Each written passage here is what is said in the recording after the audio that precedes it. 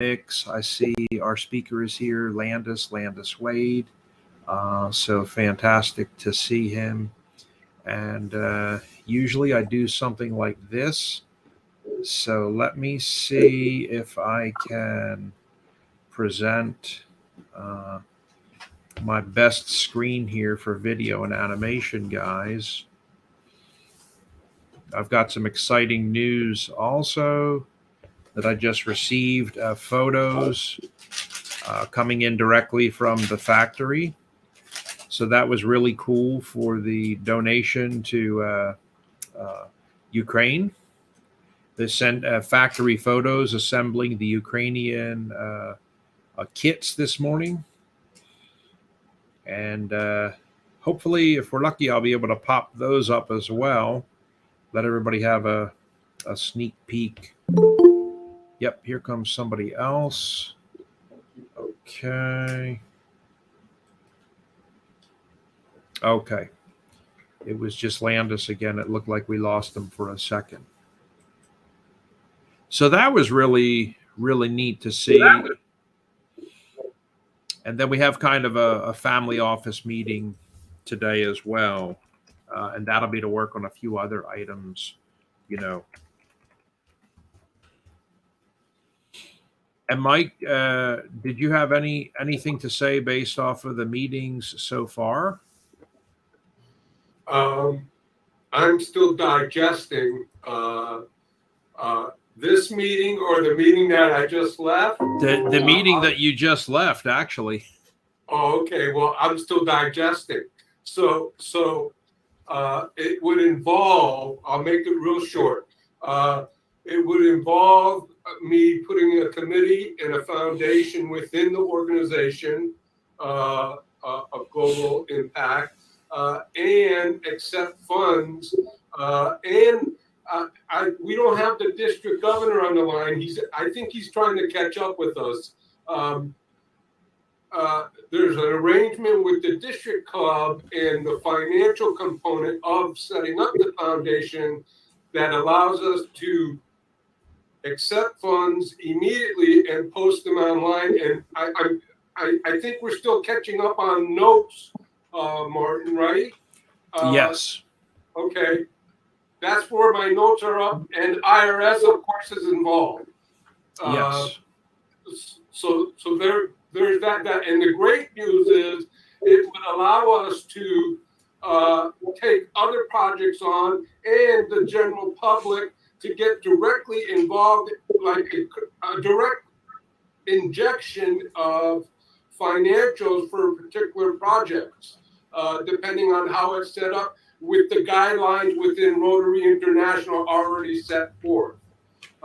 That's my studies for the weekends, folks. Absolutely. I reviewed as much as I could. Absolutely. Well, it's like the fast pass to grants. Oh, that's right. So I need at least 3 people, and I'm working on it. All right, for that committee. So if you get an email, just answer me back. How's that? Exactly. Sounds good. Okay.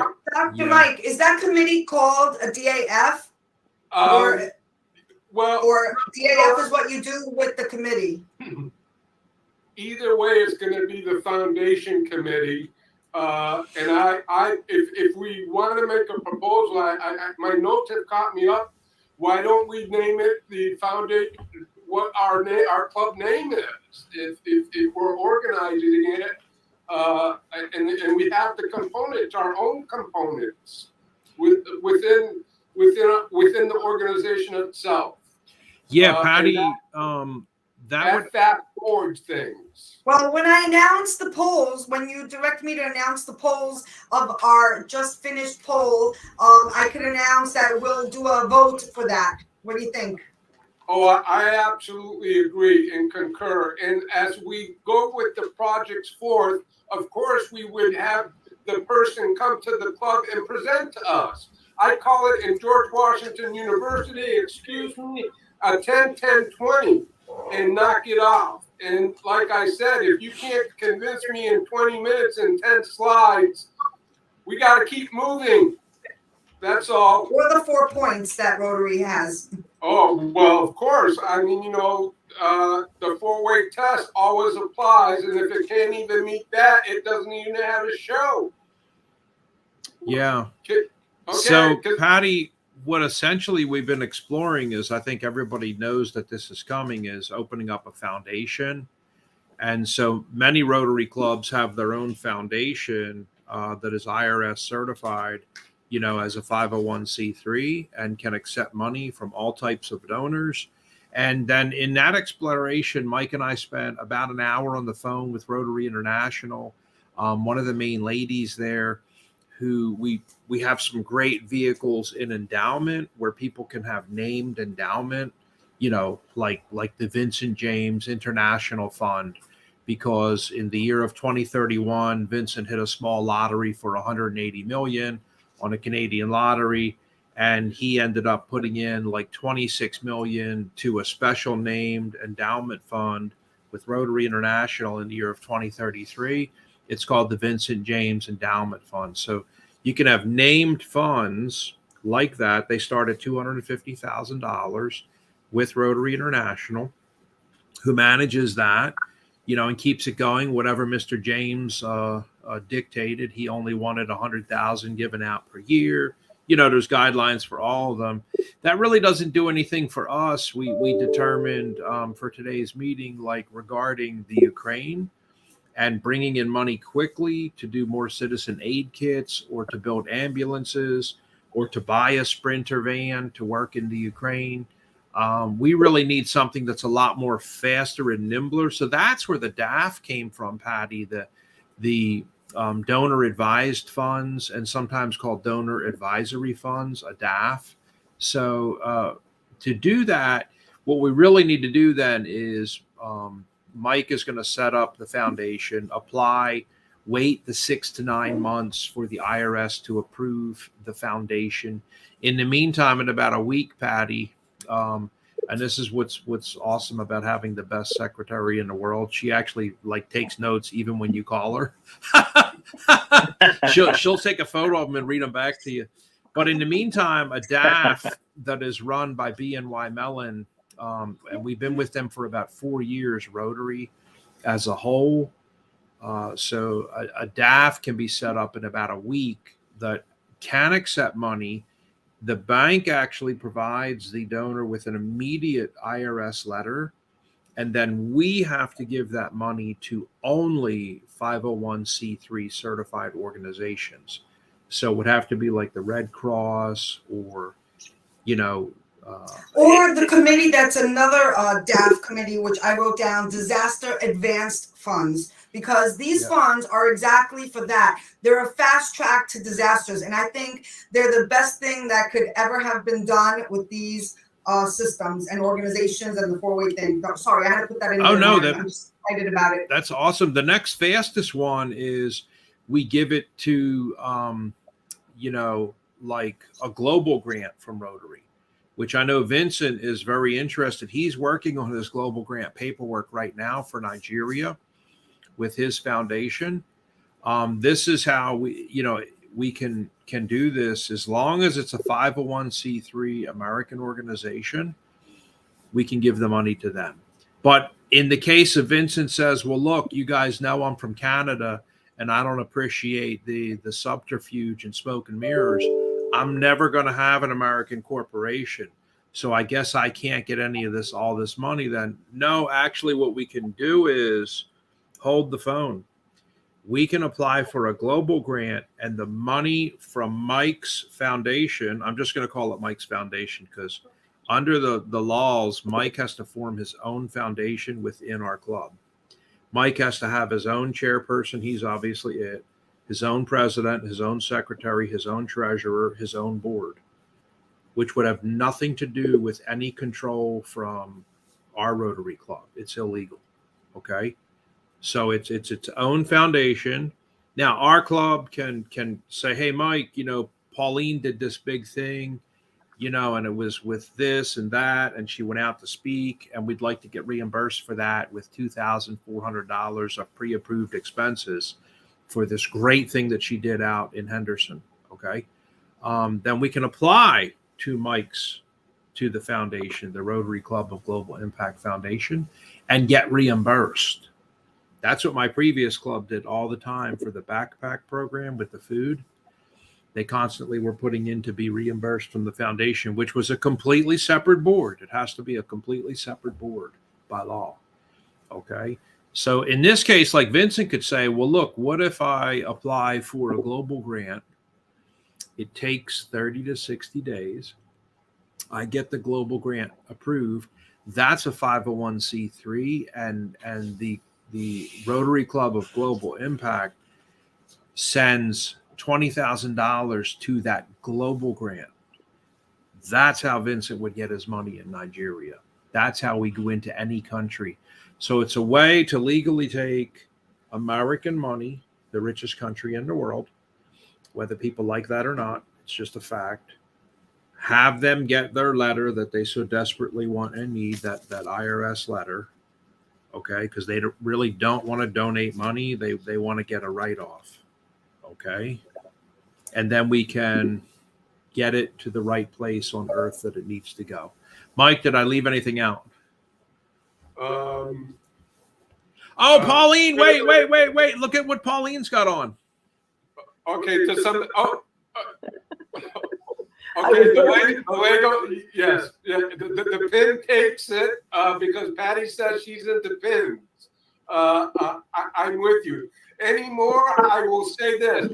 I just sent Patty some 3 charts that describes this whole conversation.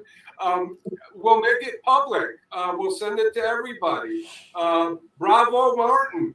I learned a lot in the past 2 days, let me tell you. I was Martin, some of my emails were 3 in the morning. Pauline is wearing the pin, and I'm just so excited to see you live at the convention, Pauline. I think you're gonna come in live, right? I think you guys are gonna try to do a live. If we're lucky, Pauline is going to be there with our president Shaker, and Pauline. Maybe he could repin her. He could repin her. He could, and Pauline is going to participate in the inauguration ceremony of all of our founding Rotarians. So we still have not done that yet. Could you imagine getting pinned by? Oh my God, Pauline, that's cool. That's cool. Oh, thank you. I only just got up half an hour ago, but I was cooked up enough to go and find it. Well, let me put on what's going on in the Ukraine as a report, and then we will get into the 1 minute of love, and then we'll go to our guest speaker today. Let me just share, a little update for everybody here. I wanted to make sure that I had the video as well, so with audio. So let's just check that.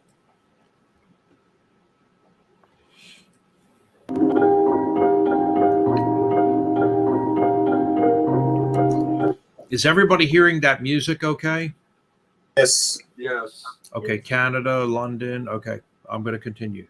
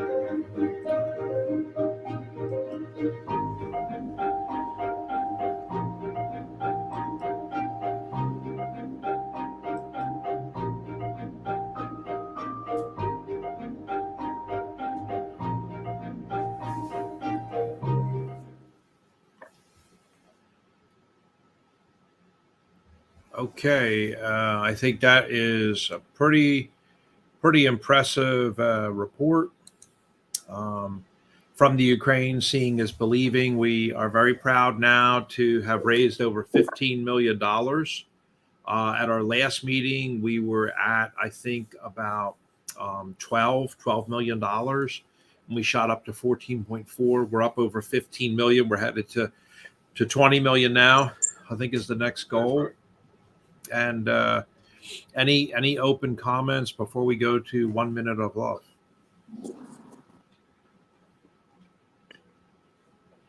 Well, then I'll And just congratulations to us that we raised the money for the projects for MLove, and we also had a donor towards that as well. So there's great things going at the borders, going over to Poland. I believe on Friday, Marty, is that correct? If all goes well. at the And, latest. Yes, and you know what? That is a time of the essence. You know, we're saving lives. Absolutely. Real quick, Martin, on flying over there and back, I think we spoke briefly about that, on the possibility of going on that aircraft or Yes. that way on Space A. I'm checking on a link now to see if we can pass it along. Okay. All right. Thank you so much. We do have one of our colleagues there. She's been there now for about 5 days, Marta Magnoni of New York. I got to link you up with her, Patty. Marta has worked with us on magazine shoots for Sam's Club for quite a long time, and other things. And so she announced she was going to go over there to work and do some central kitchen work with Jose Andres, our famous American chef. And so she's there working in the kitchen every day. So I'd like to shift it over to London, and Desiree, if you would please lead us with 1 minute of love. Sure. Hi, good afternoon, good morning, wherever you are in the world. I'm so grateful once again to bring you 1 minute of love. So, hi everyone. I hope my message of love today finds you well, with a big smile, happy heart, and living your best life despite the odds.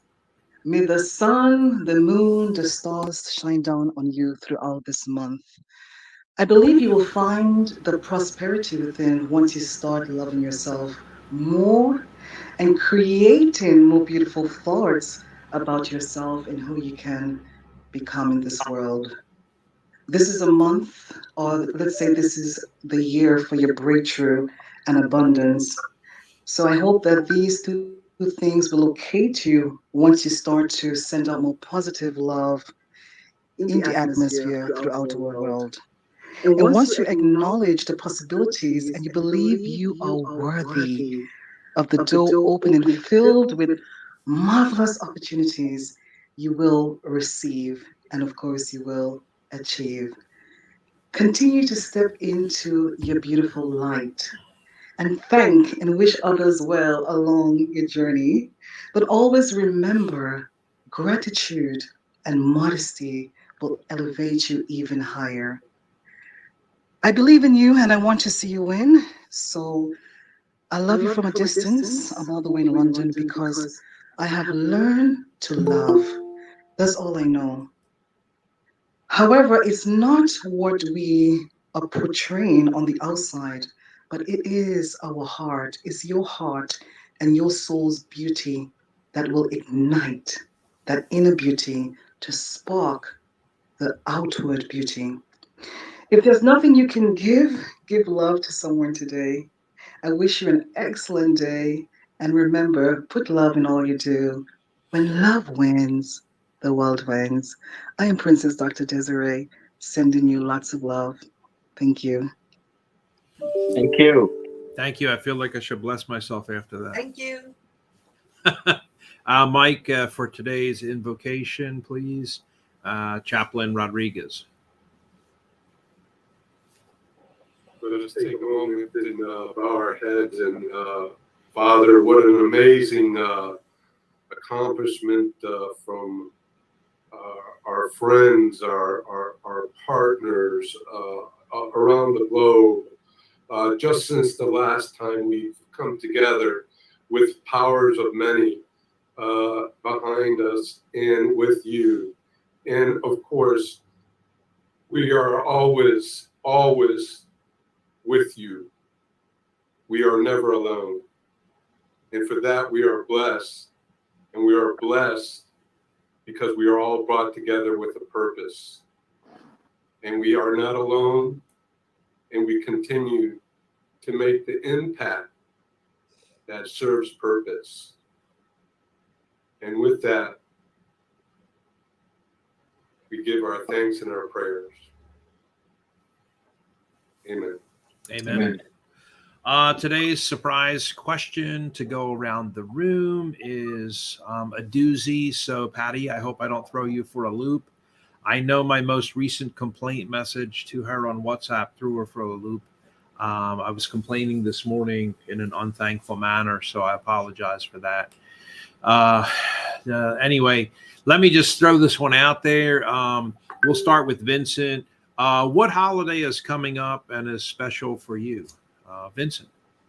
Sorry, I didn't hear you there, Mike. Martin, could you repeat the question? Yeah, today's surprise question is what holiday is coming up for you and why is it important? Well, there is no holiday coming up throughout the summer. If you're talking about the national holidays, but I plan to take a week off of holiday in July after my presentation to the board here. And it is very important to me because we stand for our families. We support our families. We love our families. And in everything that we do, regardless of anywhere in the world, we have to be mindful that we do this also to support our families, and their blessings are with us. They're always with us. My wife's support has always been with us. So the family time is very important for me. I always make sure that we take some time out, and our favorite spot is Niagara Falls. We always go there, stay there for a week, just walk the area, have dinner, enjoy the fresh air, the beauty, the flowers and everything. It helps you to rejuvenate and strengthen your bond between the family members. And when you get back, you're even more energized and charged up to go and do what you want to do in this world. Absolutely. Okay, throwing it over to you, Pauline. I just celebrated my birthday, so I'm being very introspective about celebrations. I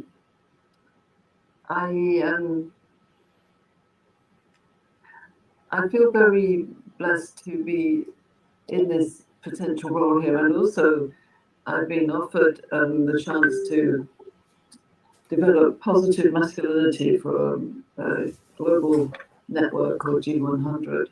So I'm going to find out what things to celebrate in every country of the world. My remit is to find 100 countries to invite a female country chair to the global chair of positive masculinity. And also I need a wise man. So Marty, I need to talk to you about this. But I know my queen in England is celebrating her Jubilee, yes. And I'm very proud about her when we look at the presence of women in the world with our new president at Rotary International, Jennifer Jones, and my queen, who's something like 96, is she? I mean, I know she's a very mature age. And having just had my birthday at 73, I think, well, I've got another 20 years, I'll get to 93. That was when my mum died. So I've got 20 years and I'm prepared to serve this possibility of authentic harmony in the world. So that's what I'm celebrating today. I'm very honored to wear this pin here. I don't know what is going to happen when I get to this role next year, but I trust in the universe. And all of you. The first female president in history of the Rotary Global Impact Club. So it's a great honor, and it's going to be a long, long 20 years. And I personally look forward to you being on very old and decrepit, at 93. What did you say, Martin? It's going to be fun. It is going to be fun. Mike, I'm going to throw it over to you. Holiday coming up, and what is it about? Okay. Since Vincent talked about the summer, he's right. We're going into the summer. The flowers are out, they're blooming. But you know, when he said summer, Martin, I started thinking about the 4th of July. You know, That's what I was thinking about. For Martin and I, that's like, you know, the day. The vision is sitting on the lawn and the fireworks are going, and you're thinking about the world, not just the red, white, and blue. It's global. I hope you enjoy the 4th of July with us. Absolutely. You're all invited. That's mine also, so I'm going to throw it over to Patty. Okay, you got me teared up here because I literally named my dog like TJ after Thomas Jefferson and Mason for the Freemasons. I am all about USA. You know, no offense, England, we love you, but we love our independence too. And God bless America. I am first generation here in the land of the free. I can't. I know it's so crazy. I'm embarrassed now that this is like a live, but I love America. I love America. What can I tell you? And I'm proud to be Spanish, but I love America, so I love the 4th of July. Yeah. Well, that's what Chef Otto said. He said, you know, Sunday is going to be his wife's streaming, and you know, she loved being an American, even though she was from the Philippines. And he still is talking about when she put the colonial outfit on, when she was visiting here with the 3-corner hat and got her photo. And so shooting it over to Elaine then. Are you there, Elaine? Yes, here she comes. Okay. Can you hear me? Yes. Good Yes, we can. morning, everyone. Good morning. For me, good morning. Every day is a holiday. I celebrate every day. I am so grateful just to be alive. You all don't know, I have actually transitioned 6 times, and I am still here. And I just thank God. I thank my God for what He has done for me. So I wake up every morning just with Jubilee, just so happy. I love serving. I love serving others, and that just makes me feel so wonderful. And I am so grateful and honored and privileged to be a part of this organization that is doing so much to help others all over the world. And I especially thank Marty. He has been an inspiration to me. I thank the United States Presidential Services Center for the award, Dr. Rodriguez. I appreciate all of you. And I am just so excited about life itself. Summer is a beautiful time for me because I can get out and serve more and interact with children. Yeah, I am truly a freedom fighter, and the summer months are really great for me because during the winter months, I basically stay inside because of my health condition. But I am grateful for every day. So every day is a holiday. Thank you. Thank you so much. And Desiree, what holiday is coming up? National holiday, and what's going on with it?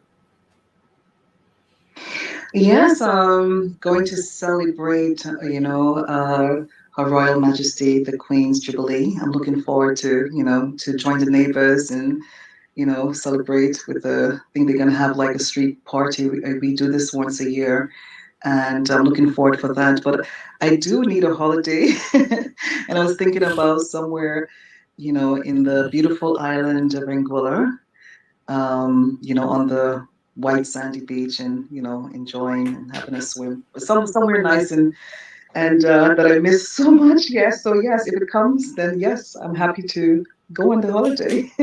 Thank you. Fantastic. The Queen's Jubilee. Stormy, my loving wife, are you there? What holiday is coming up for you? And maybe why is it important? I think Stormy is maybe going to say 4th of July. I'm not sure. No, I'm actually, since it's the closest, I'm actually going to say Memorial Day coming up to honor all the fallen soldiers.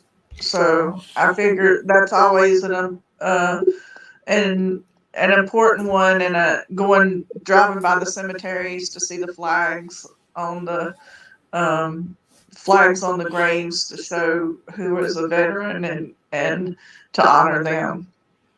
Well, fantastic. That's a really good one. I forgot about Memorial Day coming up this weekend. Actually, Confidence in Africa. Do you have a holiday coming up that you're thinking about that is a national holiday there that you would like to highlight? Confidence, did we lose you? No, here he comes. We've already.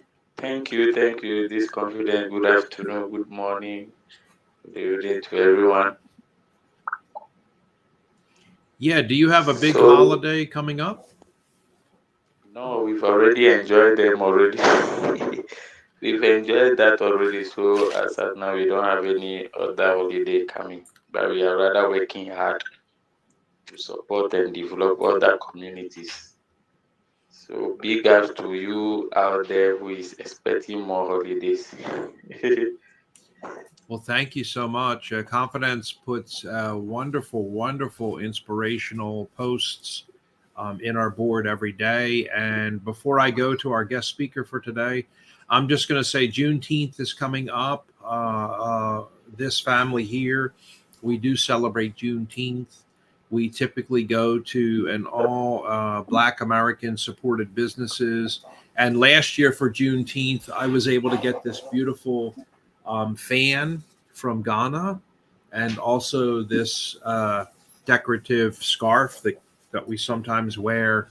So I'll probably wear that for Juneteenth this year. And several people noticed it, including Amwikwe from Ghana. He saw the colors immediately and recognized those were Ghanaian colors. And I was asked yesterday, like, why are you wearing an African shirt? You're not Black and you're not from Africa. It may be a bit of a disgrace, Martin. And I replied back and said, there are white people that live in Africa also. And they're just as proud of all of the beautiful 55 countries in Africa. And it's no different than gifts I've received in the desert, including a dish dash and a full headdress. Or Farah, Patty, wanted to send Stormy, myself, and Raney Indonesian clothing in the mail in a package. And I told her, right, Pauline, you lived there in Indonesia for many years. I told her, just hold on to it. Wait till we get there. We'll put it all on and we'll wear it and walk all around with you and stuff. So I think that's a good plan for Love Worldwide. I would like to introduce then today our guest speaker, attorney and friend of mine, Mr. Landis Wade. Landis has been hosting Charlotte Readers Podcast for many, many years. I had the illustrious delight to work with his wife, who is also an attorney. She's the shortest little pistol you'll ever meet. We worked together at the Charlotte Museum of History, and a very nimble woman, adept on her feet. And I'm not exactly sure how Landis keeps up with Janet all the time, but he does a pretty darn good job at everything he does. Imagine his podcast now, very famous, tough to get on, over 300 episodes that Landis has hosted for his podcast.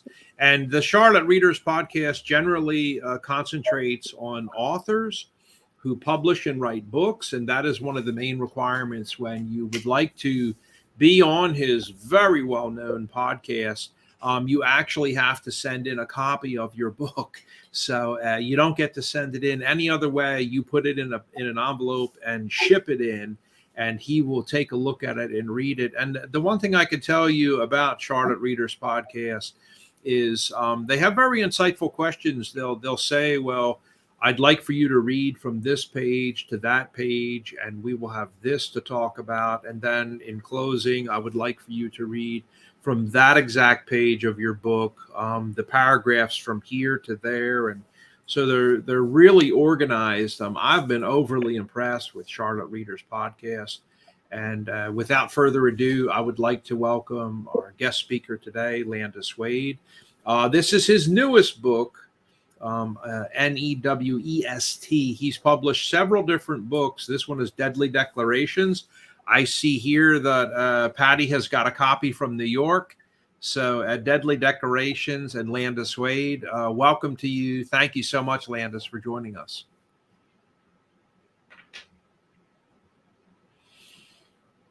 Oh, wait, you're still muted, so it looks like you need to unmute.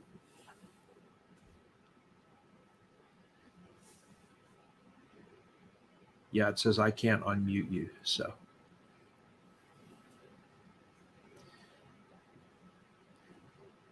We'll get it, guys. Just give it. There it is. That's the right button. I had to find the right button. It's my first experience with Google Meet, so bear with me. Thank you for that kind invitation. Thank you for getting the book in New York there. That's great. Thank you very much. And just so you know, Charlotte's podcast, the next episode on Tuesday, May 31st, is none other than Martin Mangello. We're going to be talking about his book that he wrote about one of our American Revolution sheroes, and we had a lot of fun doing that. So next Tuesday, you can listen to Martin and I talk about that bit of history. So I really appreciate being here. I've disconnected 3 times already, so if something happens, Marty, text me, I'll get back on. But I'm going to put a little PowerPoint up here. And Marty, you were going to tell me, is this the button down here that says present now? Is that what I use? Yes. Yes, that's it. So I'm gonna. I have a couple longer ones that have more history. I'm gonna start because I heard the 1 minute of love. I heard all you're talking about. I thought maybe you'd like me to start with some of the themes of the book first, which is retirement, community living, and then move into the history. So I'm gonna do that first. I'm gonna put this up. Yeah, it sounds great. Let me. We've been so proud of this book. And he's been getting around town doing many presentations. Honestly. So it's trying to locate now, it looks like. He recently was presenting for a big conference in Charlotte, and it was pretty neat. He was a guest speaker there for that, and participates often with the May 20th Society. You had it there for a second. I saw it come up, Landis, and then it disappeared. I'm not sure. But yeah, another buddy of ours, Scott Seifert, will often invite Landis to come and give speeches for various different occasions. And Landis, I would say, also has appeared sometimes in full colonial garb. So you shouldn't be surprised to see him in a 3-cornered hat with colonial clothing. So Marty, I'm trying to. It says sharing entire screen. Okay. I'm trying to figure out what other button I should push here, because I pushed. You would actually go up to your tab maybe and select the tab at the top where it says, like, are you on a PowerPoint? Yes, I'm on a PowerPoint. Yeah, so if you're sharing your whole screen, you would want to now go up and click on the actual PowerPoint tab at the top of your. Yeah, there you go. Retirement Living meets Charlotte Mystery.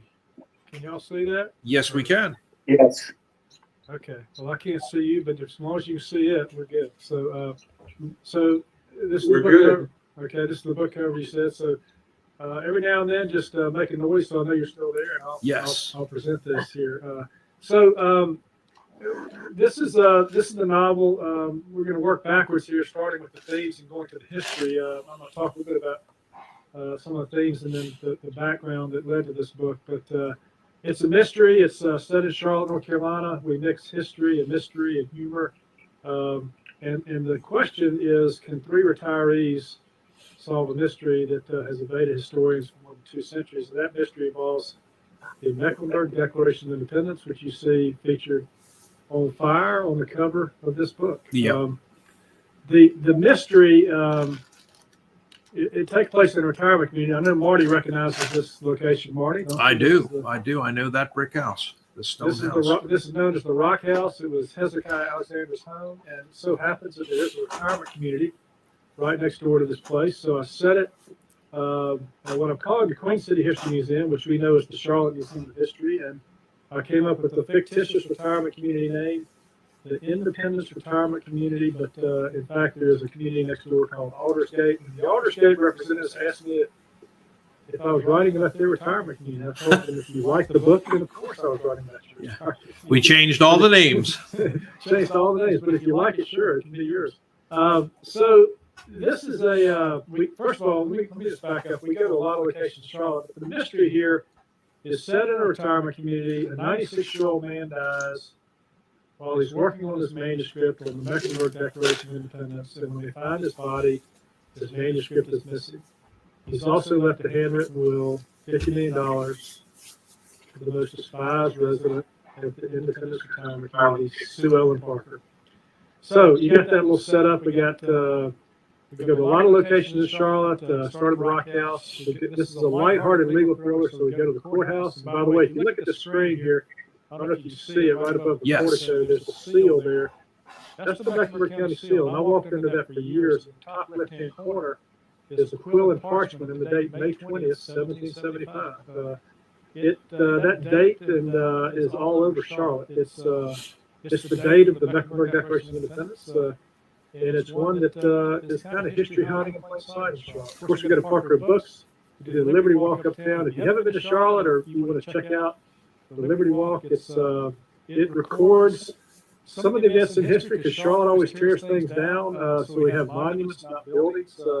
But Cornwallis actually camped here and right before the Southern campaign got off and going well for the Revolutionary Army. But it's how we got named the Hornet's Nest because there was a battle in uptown Charlotte. But before that, at a courthouse, which I'll talk about in just a minute, other things happened. Of course, I had to put Green's Luncheon there, this oldest restaurant in town, best hot dog in town. We went to Parker and Soda Shop and the Trail of History.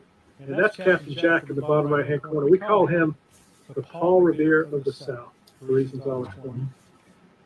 So we've got 2 mysteries, as I said. They both happen in this retirement community. Missing manuscript. By the way, this professor had written a best-selling novel called An American Hoax, where he debunked the Meck theory. He said it was a fairy tale, farce, nothing more.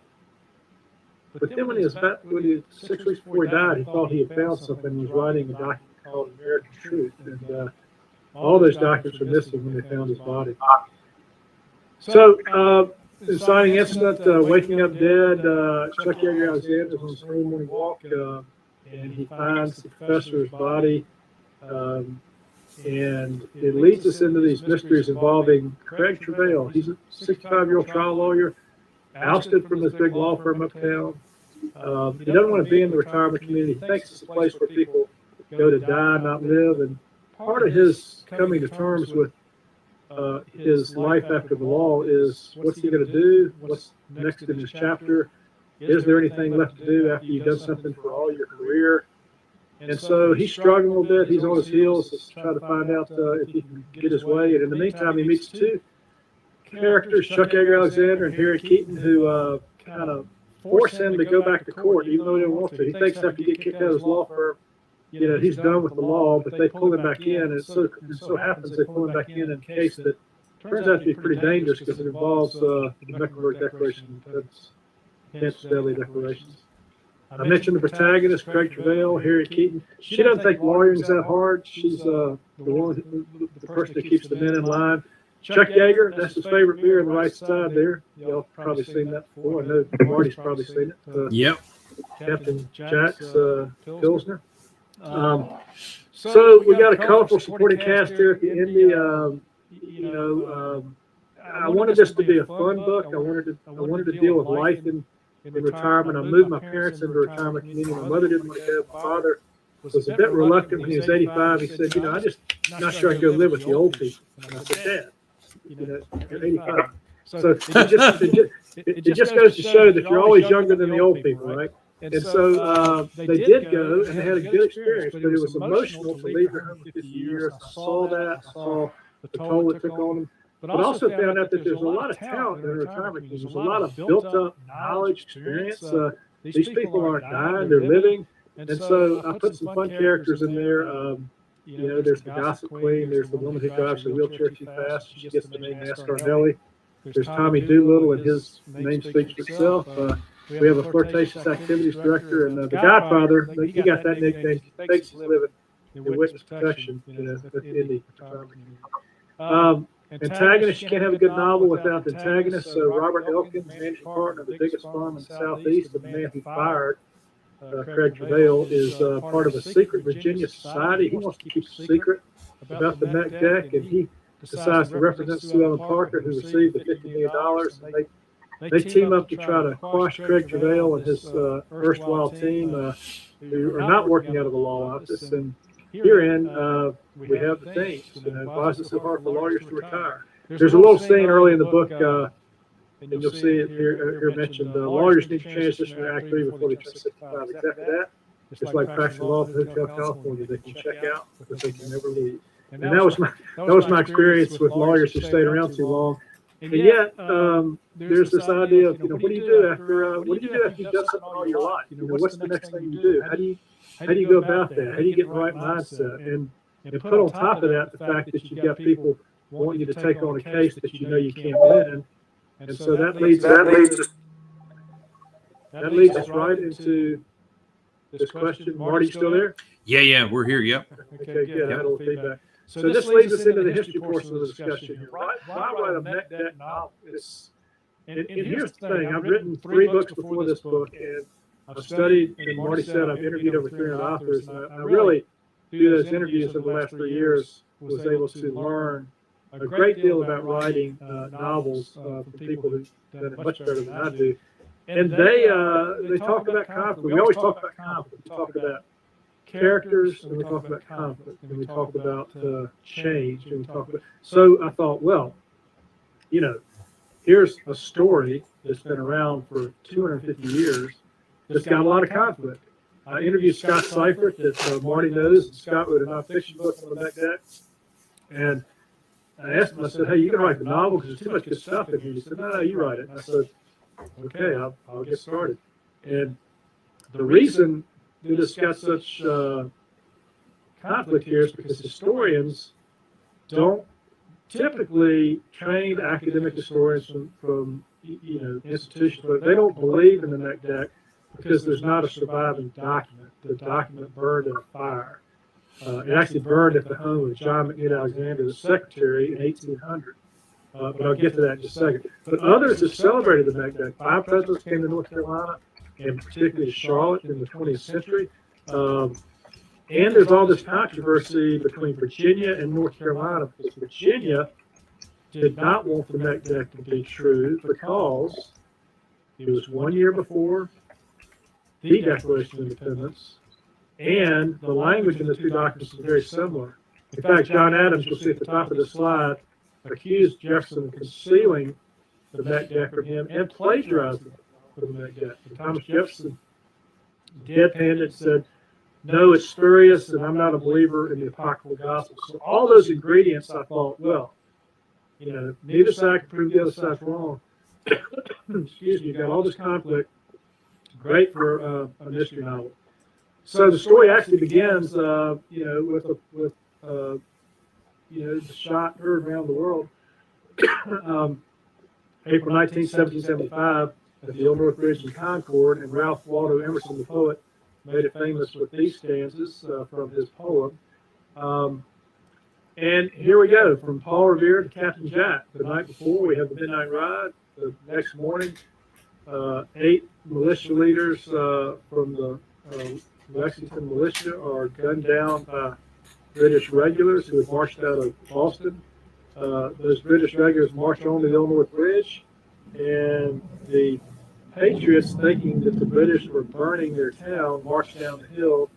A shot or two rang out, killed a fifer. The Patriots fired back. There was a shot heard around the world.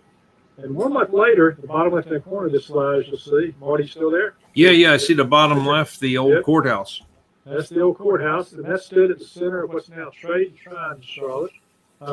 There were 26 militia leaders holding a meeting when the rider came from the north. We didn't have Twitter at the time. There was no way to get the news around except by horseback and the courier. And so it took a while for that news to get to the backwoods of North Carolina, which is what it was at the time in Charlotte. And the rider came the same day that they were having this meeting and talk about what to do with all the things that have been happening in the colonies up to that point. Once they heard from this rider, they declared independence the next day, read it from the courthouse steps, and Captain Jack got on his horse and rode 500 miles to Philadelphia. In fact, as John Minnie Alexander recalled, we smelt and felt the blood and carnage of Lexington, which traced all the passions of fury and revenge. And so that led to the declaration known as the Mecklenburg Declaration of Independence. The third resolve was something like this, although this is taken from notes and memory because we lost the actual documents in the fire in 1800. But look at the language near the bottom of this resolve here. Does it look familiar? Does it look like something you might see in the Declaration of Independence? So that raised the controversy. 10 days later, after they adopted that, they adopted 26 resolves, which have become known as the Mecklenburg resolves. And those did things like provide for the governance of the county, all the way down to, commissioning them to purchase powder and flint and that kind of thing. Just drafted probably by a lawyer because it's very legalistic in nature. Doesn't have the flowing lyrical nature of a declaration, but it becomes important because this is what historians latch on to. Captain James Jack, when he rode those documents north to Philadelphia, he did it at risk to himself. If he'd been caught with those documents, he and everyone who signed the document would have been hunted down and tried and hanged as treasonous. But when he got there, the two representatives he met with told him that the actions were premature and sent him home. That was interesting. Nobody told John Adams about it, apparently. But the question is, who did they tell? The fire I mentioned took place in 1800. Houses were made of wood, except for the one we showed you earlier. Too bad Hezekiah didn't have the document in his house because he was the brother of John McNitt, but John's house burned up with the documents, leaving some rough notes behind that his brother used to help cobble together what had happened at the convention in 1775. And here is where the controversy really kicked in. 1819, the son of John B. Alexander put together some information for the Essex Register, which published the story that was in the Raleigh Register, and then it got republished in the Essex Register of Massachusetts, and John Adams read it. And he wrote to Thomas Jefferson, and here's part of what he said in his letter at the top there. And of course, Jefferson responded below, and the question became between the Virginians and the North Carolinians, what was actually in Captain Jack's saddlebag? The Virginians wanted it to be not a Mecklenburg Declaration of Independence, but something else, if anything. And the North Carolinians wanted to prove that the neck deck did exist, which led to a report of the governor in 1831 responding to Jefferson's criticism, refuting the notion that deck was a hoax. They went out and they got statements from probably 13 to 15 people. Most were dead who'd been there, but there were younger people who had witnessed some things. That is, most who had signed it were dead, except for Captain Jack. He was about 85. He signed a statement. They still have those statements. You can find that report. I found it, made reference to it in the novel. And it appeared that after this had happened, after gathering all the testimony, the question was resolved until the Mecklenburg resolves, you'll see in the second bullet, were discovered in 1838 and again in 1847. So what happened was when they discovered those resolves, the historians said, wait a minute, y'all must have been mistaken about what happened. It wasn't a Declaration of Independence. It was simply the Mecklenburg resolves. The fact of the matter is, Mecklenburg resolves were the most anti-British resolves up to that point in time in the colonies. And Governor Martin, who was writing dispatches to Parliament at the time, had said in one of those dispatches that he had just learned about the most treasonable set of resolves that had come out of the county of Mecklenburg, and he needed reinforcements in the colonies because things were brewing, and he felt like there was going to be a call to arms soon. Interesting thing is, though, for those historians who don't want to believe it happened because there wasn't an actual copy of the McDeck, notice this last bullet here. A German merchant actually kept notes in what was going on during that time period. His diaries were discovered in the early 1900s, and this is what he said, that a man came through the county during that time period on horseback from Mecklenburg, and he talked about how the Mecklenburg County had declared itself free and independent of England. He actually used the word in German for free, but the word in English for independent, and some believe it was because he wanted to emphasize what he'd heard. Independent being the operative word, because that was the word missing from the Mecklenburg resolves, but the word that would have been part of a Declaration of Independence. So the controversy comes, for those who are following the history part of this here, it comes down to this controversy. One document or two, was there a declaration or was it just the resolves or both? And I already mentioned the case that at the top there that the historians make. The case at the bottom is the one that I ascribe to. And if you think about it, we've got a Declaration of Independence for the United States and a Constitution, two separate documents entirely. Why couldn't we have the same thing in Mecklenburg County about people who are familiar with the history and who are writing these kinds of documents? And then, of course, we've got the writings of the Moravian merchant. Is it true? Well, it depends on who you believe. It's a great story. Either way, there's a lot of truth in the story. There wasn't a published document of the McDeck, and there's some controversy about why. But then again, we can't find all of the newspapers from that time, so it could be published somewhere, but just not in the newspaper that survived. That's right. But if you believe in oral history, and a lot of history is made up of oral history, then of course there is a basis for that, plus the circumstantial evidence to support it. And for those of you from the area, or even if you're not, North Carolina has the date on its state flag, so that means something. And we're also, according to our license plate, first in freedom, both of which will start good arguments with people from Virginia, Massachusetts, and Philadelphia. But so what I decided to do was put the McDeck on trial in the Mecklenburg County Courthouse, and that was how I decided I would tell the story. It's a lighthearted legal thriller. I've been a practicing lawyer for 35 years. I thought, well, hey, there are two sides to every story. Why not go to a courtroom and put on both sides? And so Craig Travail, the lawyer who finds himself in the retirement community, thinks of a way that he can do just that. And he decides that the way to do just that is to try to prove that the professor lacked testimony capacity. And to show that, he'll say, well, he changed his mind about the McDeck, but he had nothing to show for it. So all I got to do is go into court and prove what everyone knows to be true, that the McDeck wasn't real. And when I do that, I can win the case for the granddaughter who was cut out of the will, and everything will be okay. But in the course of that journey, he and his compatriots there start to find out certain facts and clues, and they start running into people that want to hurt them for trying to explore this. And the question is, will they eventually discover this mystery that has remained hidden for 250 years, or will they die trying? So questions really are, were we first in freedom, as the license plate said, or was it nothing more than a fabrication in favor in the nation's history? And if the McDeck did exist, who copied from whom?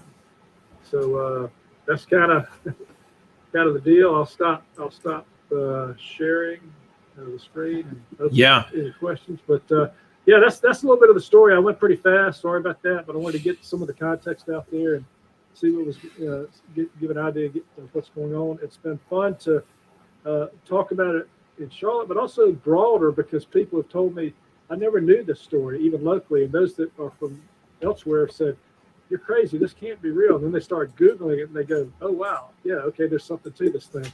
So I'm hopeful, and Marty is too, that maybe one day one of those documents that's been misfiled in the British Public Records Office is going to show up, and you know, the way they sometimes do in movies, right? Maybe the mech deck was actually misfiled somewhere, and we will end up finding it. There is already some controversy there because an ambassador from Virginia in 1837 checked out one of the dispatches that the royal governor had sent to Parliament, in which he supposedly enclosed a newspaper article that had in that article the treasonable resolves he'd been speaking about from Mecklenburg. The ambassador from Virginia, who was the ambassador to Great Britain for the United States, was a friend of Thomas Jefferson's. He checked out that document. There's a notation on the back that says, "Checked out for another man," and that newspaper article has never been returned to the British Public Records Office. So the question is, well, if that document held the proof, then why didn't the Virginians share it with somebody? Maybe it held the proof that they didn't want it to hold, and then it disappeared. Anyway, it's a great conspiracy, a great story, the first American cover-up, perhaps, and it was a great inspiration to me for the novel. So I'm open to questions, but that's kind of the short version. Yeah, absolutely. I just wanted to add that a copy of the Mecklenburg Declaration of Independence a year before the Declaration of Independence in Philadelphia was sent to King George III. And the Queen has been so nice over the past 6 years with the Sons of the American Revolution to open up the Georgian papers to the Americans. And so we send every year a scholar to study there in London. And in the beginning, when she did this, she took her photograph with actually our national president for the Sons of the American Veterans welcoming the Americans. So this will be the last surviving copy on Earth. Of all the places for it to show up, those papers are being cataloged and photographed and digitized as we speak. But you're talking about the whole Georgian dynasty. So it's not just George III, which is who most Americans know. There's many King Georges. This is probably going to be about a 10 to 15 year project, but it would be amazing to see the only copy on Earth amongst the humans to show up in his papers. We're very hopeful.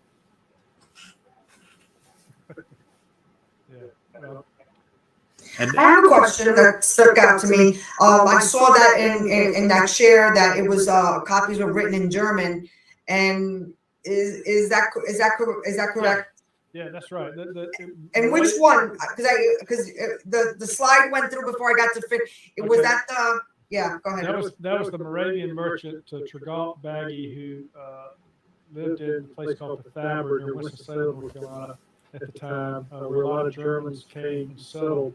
And he kept these notes of what was going on, and he wrote about Captain Jack coming through that area during that time. The man on horseback. It was the man on horseback who told him that the citizens of Mecklenburg had declared themselves free and independent. So it's corroborating evidence, contemporary in time, that wasn't discovered until many, many years later.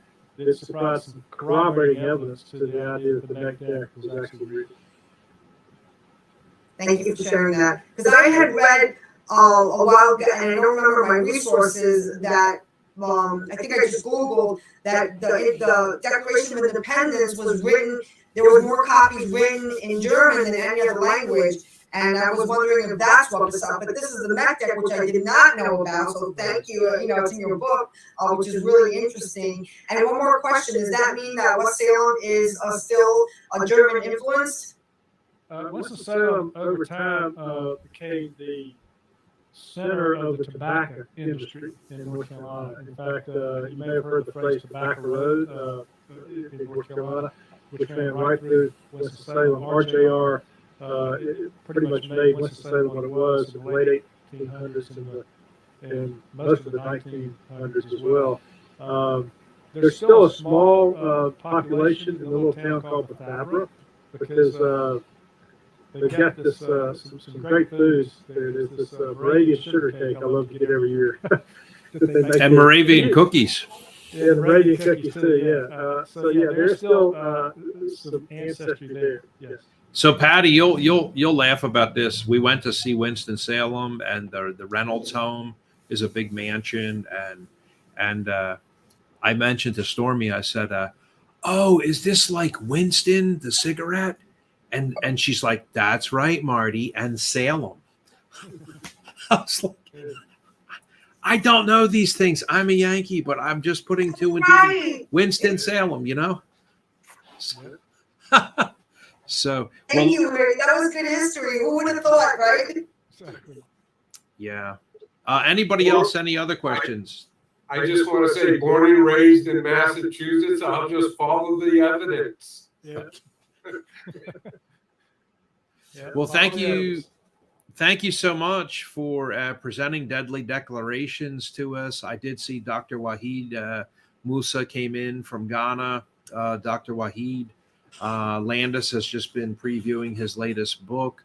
Landis, how creative is it? How fun do you have making these various stories up and then having each person talk and coming up with your little devious mechanisms like, you know, the dollar amount, I think I'll have the guy leave, 50 million ought to ring people's bells, you know.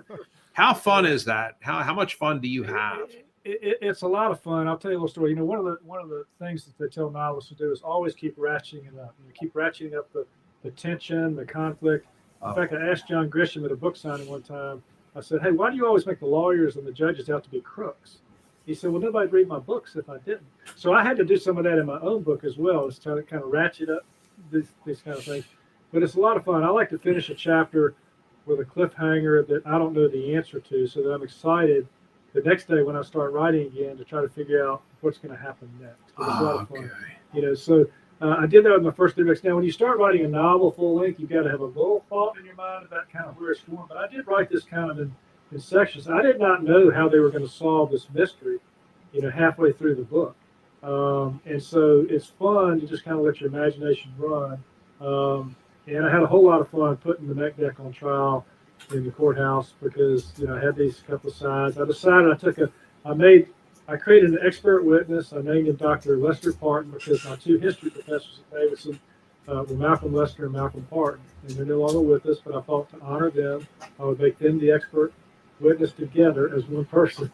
And that was fun to do. So put a history expert in there. And it's just, anytime you do anything creative, as you know, and you don't know exactly where you're going, there's a little bit of excitement there, you know, to kind of figure out what's going to happen. And people think I'm crazy who don't write books when I tell them this because they go, wait a minute, you're telling me that you're just writing and these things come to you?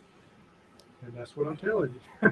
They do. I mean, you can sit there and you can have a plan, you can have an outline, but if you're really into the spirit of it, your characters are going to tell you to do certain things that you might not have thought you were going to do when you started writing.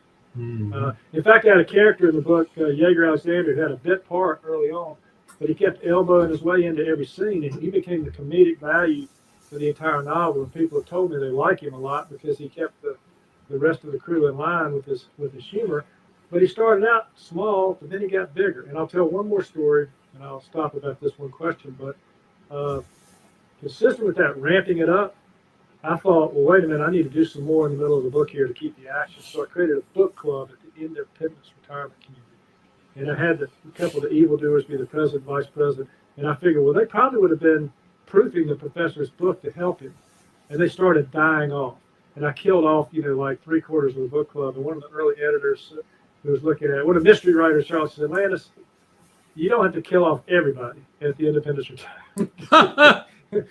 And I said, yeah, you're probably right. I don't need to do that. So I just killed that chapter off. And now it's nothing more than a good story. But I just, you want to keep the tension up as you go.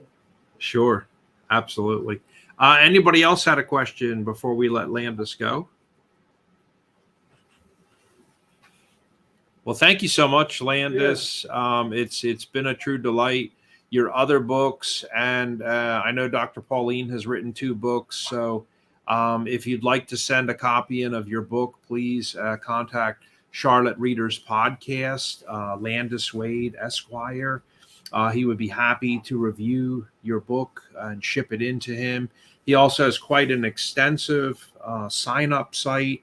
It's not just something little podcast that you type in a few, 3 things and I'll be on your show. It's actually plan on dedicating like 30 to 40 minutes to filling out the entire form. He really does a lot of excellent work. And then they're so kind. They include you in their newsletter and do pre-advance publicity for you. So if you have a book out there, please, for all of our viewers after this, I know we'll have like thousands of people that watch this particular episode. Please contact Charlotte Readers Podcast. And thank you so much, Landis. Yeah, thank you for that. And I just want to tell you that the podcast will be mixing it up after 300 to be able to feature more authors on each show. So we'll have some stuff up on the website in July about that. So stay tuned for that. And thank you so much for letting me tell you a little bit about my story. Yes, sir. Thank you. I think old business, I had mentioned it in the WhatsApp. I'll just mention in old business, we did get the IRS letter for the club. We did open the bank account with Bank of America. We did do 2 sets of initial training with DACDB. So all that is humming along and moving along. And in fact, our treasurer, Janet, yesterday was in DACDB studying several different informational videos on being a treasurer. So anybody else with old business for today's meeting? Yes, I just want to say the polls are closed and the majority ruled to make the new membership registration fee and application fee $20. So I just wanted to remind everybody that. Okay, the $20. And so people moving forward when they sign up, after that vote was finished, and Patty sent the recordation to the Sergeant at Arms, Antoine Thomas. What happens is now when they sign up, they pay the $20 application and initiation fee, and they're also billed for their first 6 months dues, which is $90. So we're putting all of that behind us. That's pretty much, many of the other clubs actually bill for the whole year. But new people, if they ask you how much is it, what does it cost, how does it work, you can tell them it's a $20 initiation and application fee. That's right there on the website when they sign up, and they're going to bill you for the first half year in advance. And that way we're not chasing anybody, trying to get them to pay their dues and getting in trouble with Rotary International. So anyone else, any other old business? Patty, can you mention the other vote that is still out there? Yes. Well, one at a time. Well, we need 18 more votes to close this next vote that is still open. Today marks 10 days. So that's the minimum requirement of 4 votes. But yet, take your time because it is a spring and summer, a lot of things going on, graduations and celebrations. But we do need 18 more votes. So if you're part of our club, I call it our party, Rotary Club of Global Impact, club number 224228, go ahead and vote. And we have our polls still open for the revised amendments of the bylaws. Just minor things, but you could go on and look at that, behind the scenes. Yeah, if I can recap, it was an addition of 1 sentence to get to bylaws number 9. That 1 sentence says that each member is required to do and report 40 hours of community service per year. So most people have already written into me and said, that's a joke. I've already done like 40 hours of community service for the whole year. And it's only springtime. So you can count those numbers any way you want. It could be 4 hours that you spent, down at a shelter. It could be 2 hours that you were planting, with the local garden club and helping them for free. It could be 3 hours that you devoted to answering the phones for muscular dystrophy, and the calls come into your home and you were answering the phones. Any way you want to count that, you spent a total of 4.5 hours helping the Face of WOHA with their awards thing that they give out for free every year, the Ladies Awards, the Women of Heart Awards. And you had a total of like 3.5 or 4 hours in donated time to that. The between emails and WhatsApps and typing up things. Anyway, you want to count the 40 hours, we have to report that to Rotary. So it's a minimum of 40 hours required per year per human, per member. And it could be given, like you said, time, talent, or treasure. That's right. So I'll open up the floor for new business. Any new business today? I have one new business item that I promised here. I will share it quickly. Let us see here, guys. I promised you on the $25,000. It was sent over. So that was very nice. And Citizen Aid in Columbus, Ohio did report that they had received the $25,000 in their bank account. And that was sent over from the district. So, you know, it was the district treasurer and then also the district chairperson for foundation items. So that was really cool. The Citizen Aid medical kits are designed for, you know, for just the regular citizens. They're not medical kits that are to be used by professional EMT personnel or anything like that. Marty, they're called PTR because it's public treatment kits. Public is the keyword. That's it. That's it. So today it was really nice to see. They sent me this morning the 500 kits that we purchased that are going to fly out to Warsaw, Poland. Let me see if you guys can see that photo right there. You can notice that it's also in the Ukrainian language. Can everybody see that photo? Yes. Okay, it looked like it was a little bit muted, like for some reason it's darkened. Is it coming through nice and bright, Mike? Yeah. I'm looking. It's looking good at this end. Okay. Okay, good. Let me see. Let me show you. So there you can see the Ukrainian writing, the barcode. If you shoot that QR code also right there in the middle, that actually brings up the videos that Fireman Bob Otter had done in Ukrainian language of exactly what to do for each of the different injuries. That was really cool. So here's another one here on the assembly line with them putting the kits together today. You can see the scissors and the antiseptic that goes into each Ukrainian kit. And he'll have the shipping information for us here. And of course, you know, this is going to Piotr Jankowski, the district governor-elect there in Warsaw, Poland, is going to receive our shipment for us. And then the big thing we asked him was, you know, we need you to get us the photos. And I did tell him, because I called him and we talked directly on the phone.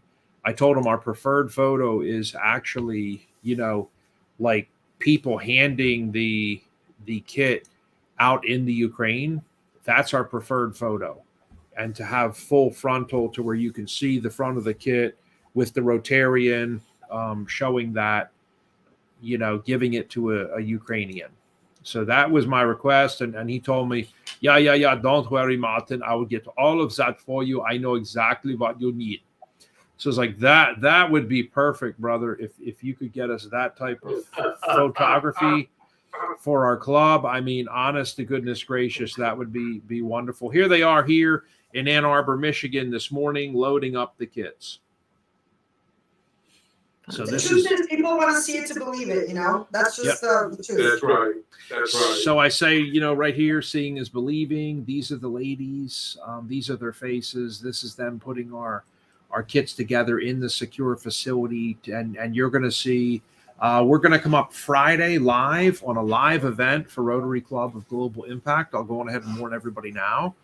And we're actually going to film live with Bob Otter, the CEO of Citizen Aid. And he'll have the boxes, and you'll see the Rotary Club of Global Impact is going to be on all the cases, and then it's going to go to the shipment. And we're not going to see the airplane fly off into the sky, but the next time we come on, it will actually be in Poland. So that's the big plan. So Great. that's today's new business with new photos. Any other new business? Well, thank you guys for joining us. I will ask for a motion to close today's meeting. I motion that we close. Okay, can I Do get I hear a a second? Yes, I second that. I'll say it, yeah. okay, second, and I'll leave you guys just with this video. I'm going to run into the family office meeting, but I have a goodbye video about celebrating giving, and we're just kind of covering the foundation today and how foundations work for 1 minute as we say goodbye.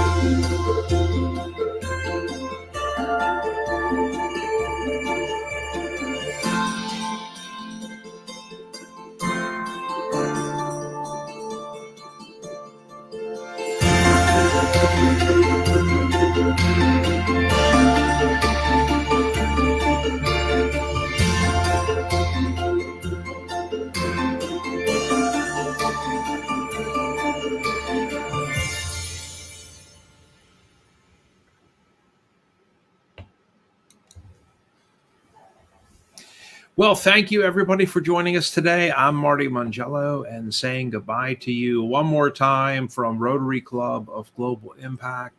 We had a wonderful meeting today with Landis Wade. We really appreciate him coming in to give us a hand, and wishing everybody out there a fantastic 4th of July coming up. Of course, that's a bit off in the future. And we did mention today we have Memorial Day this weekend. We also have Juneteenth. I hope you're doing great and see you soon.